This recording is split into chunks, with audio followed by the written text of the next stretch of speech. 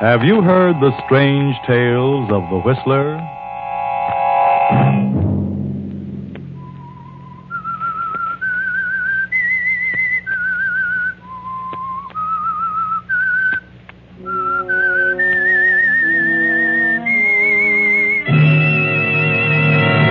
I'm the Whistler. I sifted the whole thing down to you 4 people.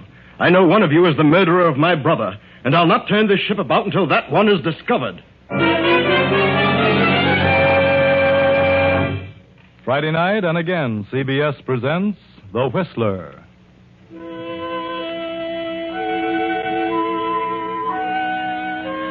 I, the Whistler, know many things, for I walk by night. I know many strange tales, many secrets hidden in the hearts of men and women who have stepped into the shadows. And so I tell you tonight the strange story of Eye for an Eye. Just before dawn of a day in 1940, a small seagoing yacht with a crew of 4 and a passenger list of 5 puts out from the Honolulu Yacht Basin and heads southwest into the open sea. This is the yacht of Dr. Paul Durant, scientist and marine biologist, for many years a resident of the islands. Dr. Durant is already in the wardroom as one by one his guests arrive for breakfast. Keep your course there due southwest, Captain. Due southwest? This summer weather is treacherous. Due southwest. I'll tell you when to put about. Yes, Doctor. Just as you say. Morning, Doctor. Oh, come in, Professor Mallory. Breakfast in a few minutes. I've been on deck for some time, Doctor. I can't understand it. We seem to have lost sight of land. Have we? Well, fog, perhaps. No sign of fog. I thought we were going to cruise around the island. Oh, well, it gets too rough when you stay close to shore. Does it? Good morning, everybody. Say, where on earth are we? I don't see land anyplace. What goes? I have a feeling we're miles out to sea. Do you, Owner? I had the same idea, Owner. I ordered the ship out to deeper water so we could do a bit of hunting. Hunting? Hunting for a nice school of big fish. A lot of killers out here now. We should be able to catch one of them. Good morning. Doctor, I'd like to ask you a question. Yes, I'm sure I know what it is, and I'm sure I can answer it. Why are we so far out to sea? Yes. Well, Karen, it's because I want Doc, I want to talk to you. Oh, come in, Hal. I know what you want to ask me. Karen just asked me the same question, so I'll answer you both at the same time. Okay, what is the answer? Well, this happens to be the season for catching the big ones. The killers, we call them. So I decided to put out a way in order to get a crack at one of them. Killers? Yes. Apparently you're not a fisherman, Hal. But I'm sure you'll find it interesting. Hey, look, Doc, what's on your mind? I've been suspicious of you ever since you invited me on this weekend cruise. Have you, Mr. Norton? Why? Why should you ask me on this cruise? I don't know you that well. I've seen you many times. Your brother introduced us at the gambling joint, but, well, I wouldn't think too much about it, Hal. I must say this is a peculiar group for you to select, Doctor. You think so, Professor? You all knew each other, didn't you? Well, yes, in a way. I know the professor, but I've never been friendly with Hal Norton or Ona Raymond.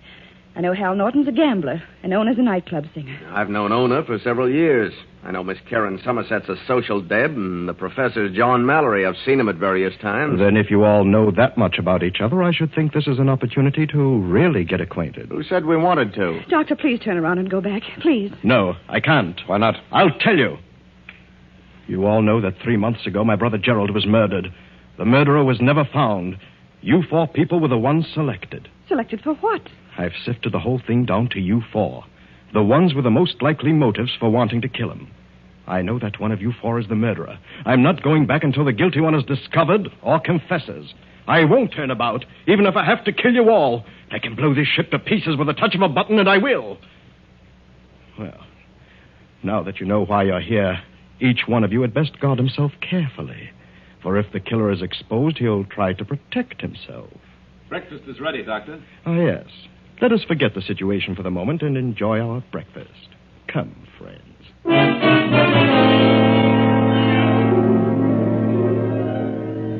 Well, Dr. Durant, now you have set up a situation in which each one of the 4 suspects the others. And each one knows that if he is to return alive, the guilty party must be discovered as soon as possible. Because the doctor is serious. Now, for some strange reason, the gambler Hal Norton seeks out Karen Somerset, the society girl. Well, Mr. Norton, what's on your mind? I want to talk to you. What do you want? Look, Doc's serious. He's got us out here, and he means what he says about blowing all of us up. Now, let's straighten this thing out. There's no use all of us being killed. Oh, you think I killed his brother, Gerald? Well, you certainly had a motive. You were in love with Gerald Durant, and you knew he'd fallen for Ona Raymond. You were afraid he was going to marry Ona and ditch you, so you killed him. That's a lie. I knew about him and Ona, but I didn't kill him. Well, it's a good motive, a strong motive. Well, I'll admit I was madly in love with Gerald. When I learned he was smitten with Ona, I was wild, but I didn't kill him. If I'd killed anybody, it would have been Ona. Yeah, I can imagine. What about you? You had a motive, just as good as the one you attribute to me. Don't be silly. What motive? You were in love with Ona. You figured she was tossing you over for Gerald. You couldn't take it, so it was only natural that you killed Gerald. I know how you gangsters think. What do you mean, gangster? Yes, Hal Norton, you had just as good a motive. So you better forget all about it. A clever bluff, Karen. But I don't fall for that stuff. And I don't fall for your type of bluff. You think I had a motive, and I think you had one. So we're even, understand? Even, Mr. Norton. Good night.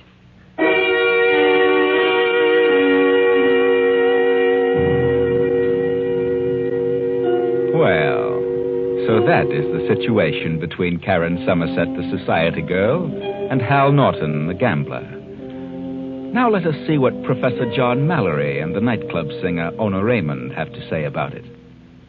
Oh, hello, Professor. What do you want? I'd like to talk to you, Miss Raymond. Don't be so formal. My name is Ona. Of course. You're aware that the situation existing aboard this yacht is most serious. Maybe. Dr. Durant means exactly what he says. I think he's temporarily unbalanced.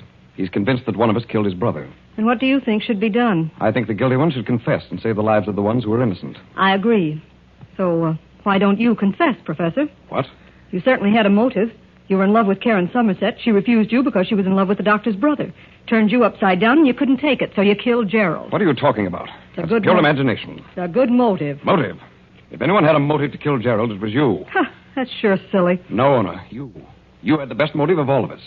And I can tell you what it was. What? You, for the first time, decided you wanted to get married. You asked Gerald Durant to marry you. And he told you he had no intentions of marriage. You were furious. You knew then that he wasn't in love with you. That he was really in love with Karen. So you did the only thing one of your kind could think of. You killed him. You. Why, you get out of here. Get out. You did it, and I know you did, and I'll prove it if I die in the attempt.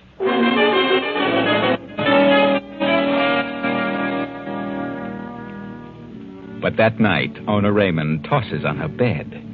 She cannot sleep. All she can think of is the professor's accusation. Then, toward midnight, she leaves her cabin. And finally, after wandering about the deck, she makes her way to the doctor's quarters. Doctor, I've been making investigations, and I've learned something. What have you learned, Ona? I know now who killed your brother, and I can prove it. You seem to be very frightened, Ona. But I know the one who did it. And who is it? I'd rather not tell just now. Why not? If you put the ship about and return to port, I'll tell you. Why not now? No, I'm afraid. Afraid? Afraid of what? The guilty one knows that I know. I see. Well, then suppose I fix it so that no harm can come to you if you tell who it is.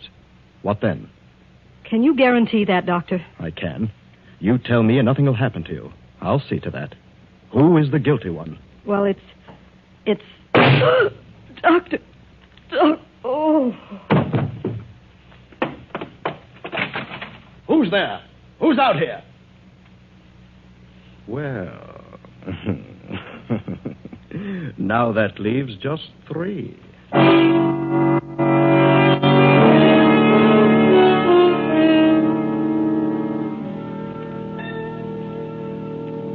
What is it, Doctor? Yeah, what's up now? Come in, Karen. Come in, Hal. What's that on the floor? What's happened? Remove the sheet, Captain. Let them see what's happened. Very well. Good Lord. Well, it's Ona Raymond. Ona? When did this happen? Just 15 minutes ago. Surely one of you knows all about it. Where did it happen? She was standing right there. She was just about to disclose some information regarding the killer of my brother when there was a shot from that window. I ran to the door, but there was no one in sight. Where were you, Karen, 15 minutes ago? Well, I was in my cabin. And where were you, Professor Mallory? I was on the deck. On the deck, huh? And now may I ask, where were you? Are you crazy? Why should I want to kill Ona? I was in love with her. That may be true, but maybe she was about to tell the doctor something you didn't want to know. Well, you're nuts. Just where were you 15 minutes ago, Hal? I was in my cabin. In your cabin? And you didn't hear the shot? I did not. You say you were in love with Ona. But did you love her enough to let her reveal the murderer of my brother especially if you were the murderer. You'd better be sure before you start accusing me, brother. I merely asked a hypothetical question. Well, why don't you try some hypothetical questions on Karen and the professor here? They had just as good reasons to get rid of your brother. And Ona, if she was going to spill something. Ona's dead. That obviously eliminates her. Yeah? How do we know? Maybe you figured she was the one who killed your brother and you let her have it. And figure you can blame it on one of us. Dr. Durant, this is getting out of hand. I insist that we put about and return to port before anything else happens. If there's a killer on this yacht, let's go back and allow the authorities to handle it. And I refuse to do so, Captain. This is my yacht. And I am the captain. Are you? Well, if you interfere in my plan, I can very easily take care of that. I'll not put about until I'm satisfied that I know who the killer is. But that's ridiculous. A murder has been committed. I'll stay out here in the ocean till I learn the identity of the killer, even at the expense of the life of everyone on board. We have enough fuel to keep running for more than a month. And if the engines are turned off, why, we can drift for many months. What about food and fresh water? If it's necessary to stay out that long, then when hunger and thirst come along, maybe one of you will be ready to talk. Why, you're crazier than I thought. Oh, Captain, have this body removed and placed in ice. I want to take back all the evidence. Well, I think you may all return to your quarters. Good night. Yes, sir. Good night, Doctor. I'll go along with you, Karen. I'd like Professor, I'd prefer that you didn't. Didn't what? That you didn't talk to Miss Somerset. Go to your own cabins, if you please. Very well. Good night. Well, what are you waiting for, Hal? Look, Doc, are you really serious about this business of staying out here until we run out of water and food? If necessary. Look, suppose I tip you off to something. Tip me off? I'd rather have something definite, Mr. Norton. Yeah, I discovered something. I know who killed Ona. So whoever killed Ona must have been the one who killed your brother. Right? It sounds logical.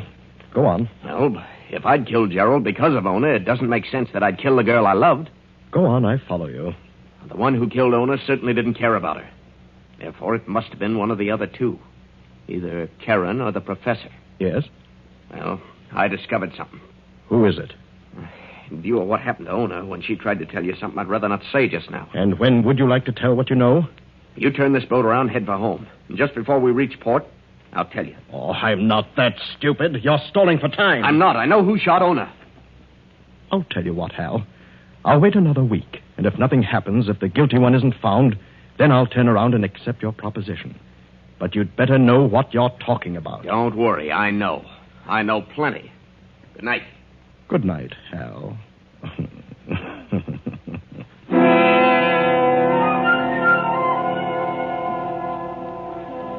Hal Norton steps out of the doctor's cabin, completely unaware of the figure in the shadows by the open window, and goes to his cabin confident that he now has complete control of the situation.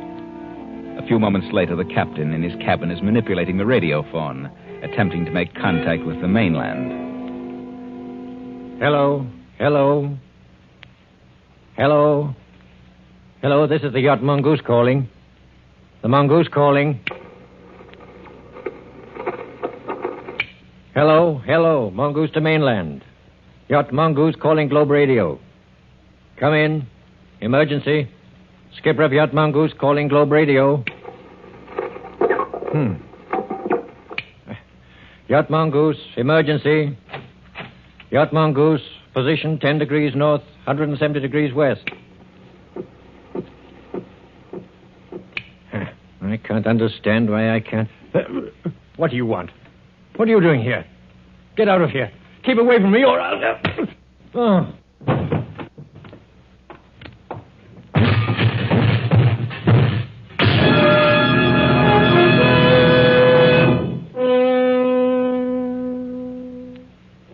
Now, with two murder victims aboard, the ill-fated yacht and its strange cargo pushes on south and west. Ona Raymond dead, and now the captain, and the radio phone damaged beyond repair. The captain's body is not discovered till sunup, but immediately following the discovery, the doctor calls his guests to his cabin. What's happened now, Doctor? Why rout us out at this early hour? Why, don't be so excited, Professor. I'm not excited. Sit down, Professor. Have a cigarette, Doctor? Yes, thank you. Light? I think, Dr. Durant, that you had best sit down and take things easy. What do you mean? From the way your fingers and hands are trembling, something's upset you considerably. Is that so? Yes. Well, what's happened now? Someone tried to kill you during the night? I'll wait till Miss Somerset gets here, if you don't mind. And Hal Norton. Have you decided to go back, Doctor? No. No, I'm not going back. And of that, I'm determined. Do you know what I think? I think you're somewhat unbalanced. What is it, Doctor? What's going on now? Well, come in, Karen. The doctor wants to talk to us. But he won't talk till the three of us are here. Sit down, Miss Somerset. Sit down and be calm. Why are you trembling, Miss Somerset? Oh, why shouldn't I be? To be waked out of a sleep and... Well... Go on, Miss Somerset. Well, this isn't the most pleasant voyage I've ever been on. What has upset you, Karen? Why, nothing. Nothing but the whole idea back of this trip. Don't worry, Karen. I just asked the doctor the same question. For some strange reason, he didn't want to say what made him upset. I prefer to say no more about this until Hal Norton gets here.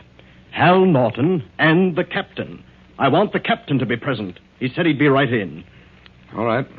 All right, Doctor. We'll just wait till they get here. And you, Karen, you don't mind waiting for the captain? Certainly not, but I... What were you going to say? Oh, nothing. I'm going to have the captain radio phone the mainland. Radio phone? What? That the murderer of my brother is aboard. That I know who it is. You should radio that you have a lunatic aboard. You yourself. One of you knows that the radio... One of us knows what? What about the radio? I'll wait till Hal Norton gets here before I continue. Well, what's keeping him? Doctor, I just went after Mr. Norton, and he's dead. Dead? Yeah, dead as a doornail. He's been stabbed. Dead? Yeah. He's cold as an icicle. I see. Will you tell the captain to come to my cabin at once? The captain? Well, I don't think he can. I mean... You heard what I said, Johnson. Yes, sir. Yes, sir. Well? What's the matter with that sailor? I haven't the slightest idea. He seemed startled. Did he? Doctor, you're lying. What's happened to the captain? He's dead. What? Doctor. Yes. Someone killed him and smashed the radio phone. The same one who later killed Hal Norton. Why were you stalling? I wanted to watch your reactions when I said the captain would be here in a few moments. He's trying to frighten us. Unfortunately, neither of you reacted in the way I'd expected. Well? But now that Hal is dead, it obviously narrows down to just you two. You, Karen, and the professor. One of you. And the sooner you give up, the better. Because as sure as I'm standing here, one of you, the guilty one, will kill the other. Nonsense. Suppose I did kill your brother because I loved Karen. Why should I kill Karen, the one I love? Wait a minute, John. I hate to say this, but you did have a motive for killing his brother. You were in love with me, and I told you definitely that I could never marry anyone but Gerald Durant. I know. You could have killed Gerald, and then when you came aboard this yacht and learned the situation... Karen, what are you trying to say? Owner Raymond could have learned something about your having killed Gerald. And when she was about to tell the doctor, you could have killed her. And maybe Hal, maybe he knew in some way who killed Owner. And you learned that, so you killed him. That's very logical. But on the other hand, take yourself, Karen. This is purely hypothetical, understand. You learned that Gerald, the doctor's brother, was madly in love with Owner Raymond, the chorus girl. So you killed him. Then, when Owner started to tell the doctor who it was, you killed her. Yes, that's logical, too, but... Wait now. Hal Norton discovered who had killed Owner. And when he decided to tell the doctor who did that, well, you could have killed Hal. Oh, very well. But Hal said he knew who killed Owner, but he wouldn't divulge the name until this yacht had reached its home port. Probably because he was afraid of the same thing that happened to Owner when she started to tell what she knew. But it's now reduced down to two suspects. You, Professor, and Karen. That's right. So I'll leave it as it is, for the two of you to figure out. And will not return until the score is settled. It might have been Owner who killed her brother, or it might even have been Hal Norton. And another thing, do you know whom I consider another suspect? Whom? You, Doctor. You could have killed your brother. Why should I go to all this trouble if I had killed him? To place the blame on someone else. Why, you're mad. Stark raving mad. I think you're the one who's mad. I think you're a diabolical maniac. Get out of here. Get out. Come on, Karen, let's go. And it's my opinion that we'd better not close our eyes tonight. Not once.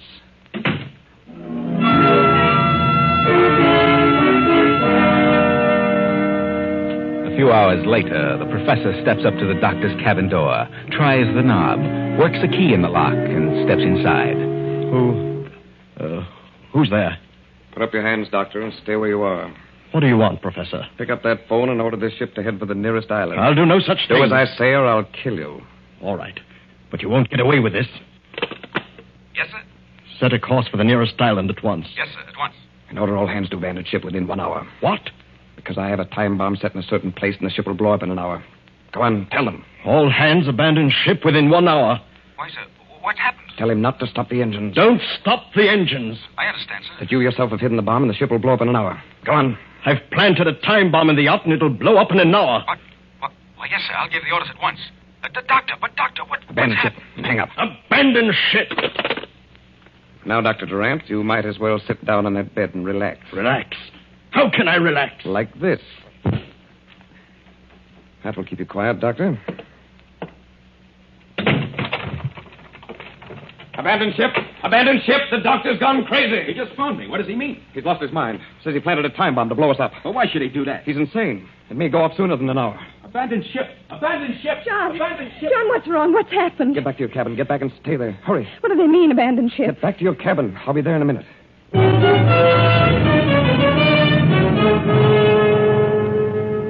The hands abandon ship, and when they are well away from the yacht, the professor rushes below deck and opens the seacocks. And as the water rushes in, he hurries to Karen's cabin. Karen, come on. No, not until you tell me what's happened. There isn't time for that. I'll explain later. Hurry, up on deck. The ship's sinking. What? Come on, we haven't a moment to lose. John, it is. It is sinking. What's happened? The doctor went crazy. He tried to sink the ship with a bomb and kill us both. Come on. There's a raft. We'll get off before it blows up. Hurry.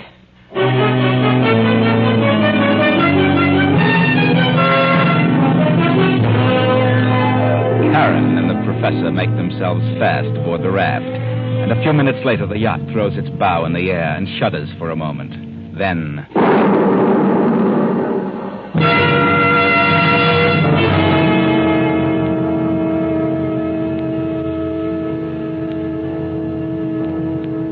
Two weeks pass, and Karen and the professor, much to their sorrow, have found they selected a raft short on provisions, little water or food. Now the tropic sun is slowly devouring them. John. Yes, Karen. Are you sure there's land around here?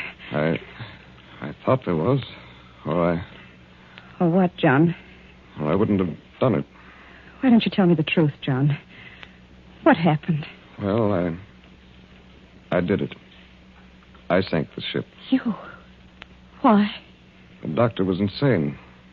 I knew that. It was the only way to save ourselves. I made him order the hands to abandon ship. Then I opened the seacocks. It blew up the boilers. And what became of the doctor? Well, he went down with the ship.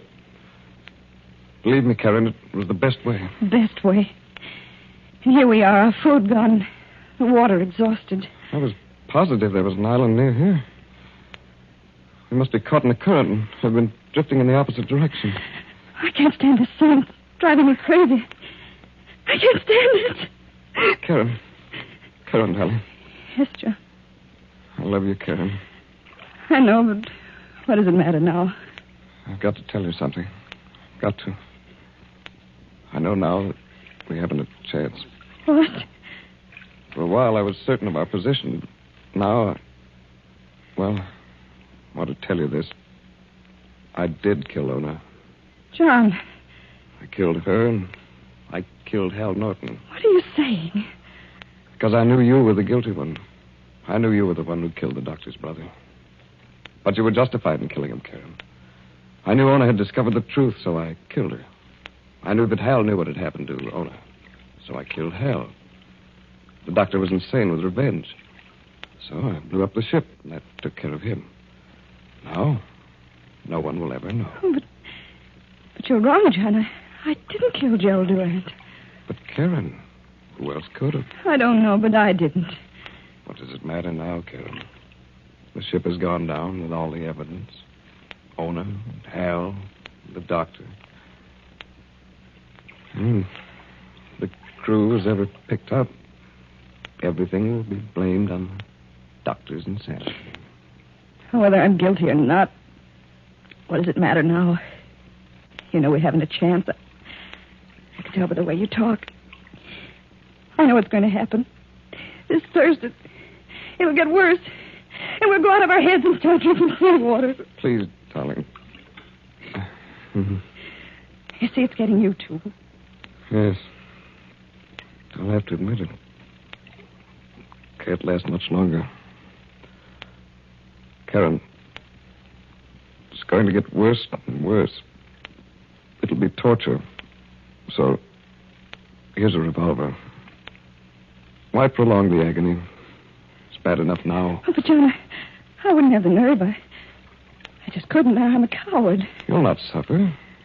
You'll never know what happened. No, I can't. I'm afraid. Karen, look. What is that? Over there. I don't see anything. Just a bit of fog. You sure? Are you sure? No, John, there's nothing. It's just... Well... I thought for a moment I saw a ship. I can't see a thing. No, I guess it was just my eyes. Is that the way it starts, John? Yes, it won't be long now. There are sharks all about us. Yes, Karen. If we were to jump in, it might be a prolonged death. Horribly painful. All right, John. Whatever you say. Then turn around, Karen. No, I'll do it myself, but I want to be sure. Very well. I'll go first. Will that convince you that it's painless? Yes. All right. John. John. Professor John Mallory had killed himself. But an hour later, the ship John thought he saw pulled alongside the raft in response to Karen's frantic signals. And on the raft were a woman and a dead man, a suicide. Yes, it was the ship John thought he saw. The ship Karen said she didn't see. But she saw it. She knew it was there. But she lied so that John would die first. Very clever, Karen. You are now safe aboard the ship, and no one knows but you and I that you were the one who killed the doctor's brother. And the captain of the yacht, and now all those who might threaten your freedom are out of the way. Not one remains. Most ingenious, Karen.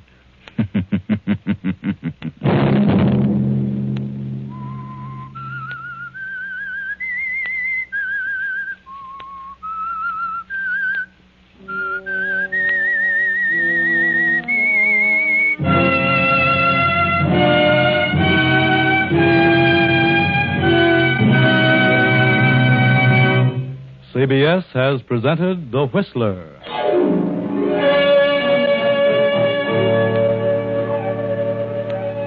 Original music for this production was composed and conducted by Wilbur Hatch. The Whistler is written and directed by J. Donald Wilson and originates from Columbia Square in Hollywood. Next week, same time, I, the Whistler, will return to tell you another unusual tale. Good night.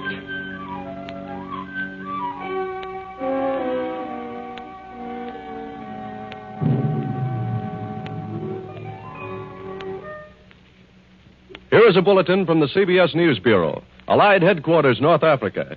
General Dwight D. Eisenhower has just officially announced that the Allies are invading Sicily. The communique reads, Anglo-American Canadian forces under command of General Eisenhower began landing operations in Sicily. Landings were preceded by an air attack. Naval forces escorted the assault forces and bombarded the coast defense.